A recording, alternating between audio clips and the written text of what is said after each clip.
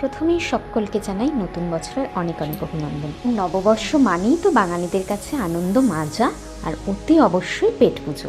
আমরাও সপরিবারে চলে গেছিলাম ধানবাদের পপুলার রেস্টুরেন্ট বারবিকিউ নিশানে দুপুরের ভুরিভোজটা সারতে। আর এই বছরের নববর্ষ কিন্তু আমার কাছে একদম অন্যরকম, কারণ বিয়ের পরে এটি আমার প্রথম নববর্ষ। বছরের নববর্ষ পালন আমার নতুন পরিবারের সাথে, আমার হাজব্যান্ড, আমার মনি এবং বাবাইয়ের সাথে। আর বারবিকিউ নেশনে রয়েছে তো হরেক রকমের পদ, মানে ভুরি ভোজের পারফেক্ট ডেস্টিনেশন।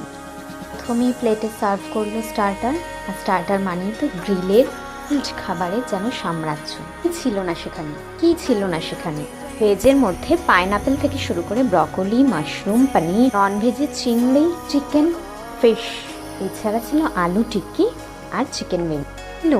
বাঙালিদের অতি পছন্দের স্ট্রিট ফুড, জিভে জল আনা ফুচকাও। ভয়েস ওভার দিতেই তো এখনই আমার জিভে জল এসে যাচ্ছে। আর স্টার্টারে এখানে সিগনেচার আইটেম ছিল তো আমার মতে গ্রিলড প্রন। এত ভালো খেতে যা আমি ভেবেছিলাম কম খাবো, কিন্তু পারিনি নিজেকে কন্ট্রোল করতে।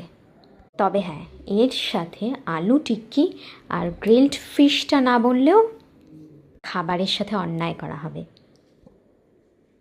আর মেন কোর্স তো এখানে বাফে থাকে, সেখানেও ভেজ নন ভেজ মিলিয়ে রকমারি খাবারের সম্ভার। জিনিস আমার মিস হয়ে গেছে, বাফে সেকশনটা না আলাদা করে ভিডিও করা হয়নি।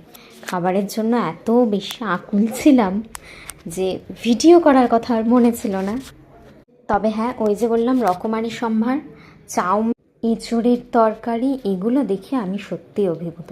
এমনিতে মাছ, মাংস, ভাত, বিরিয়ানি, পোলাও এগুলো তো ছিলই। মাংসের মধ্যে অবশ্যই চিকেন, মাটন দুটোই। মাটনটা দুর্ধর্ষ হয়েছিল। চাউমিনটা তো আমার বরাবরই পছন্দ, এখানেও খুব খুব খুব ভালো লেগেছে। তার মধ্যেই কিছু কিছু নিয়ে টেস্ট করতে করতেই ক্লান্ত আমরা। শেষ পাতে অতি অবশ্যই মিষ্টিমুখ। মেন কোর্সেও মাছ, মাংস, বিরিয়ানি সব খেয়ে এলাম মিষ্টি মুখের দিকে। এখানেও রয়েছে আইসক্রিম, কুলফি থেকে শুরু করে প্যাস্ট্রি, পায়েস, মিষ্টি সব কিছু। সব টুকটুক করে খেতে খেতেই আর নড়ার ক্ষমতা ছিল না আমাদের। বেশ খাওয়া দাওয়া করে ফিরলাম বাড়িতে।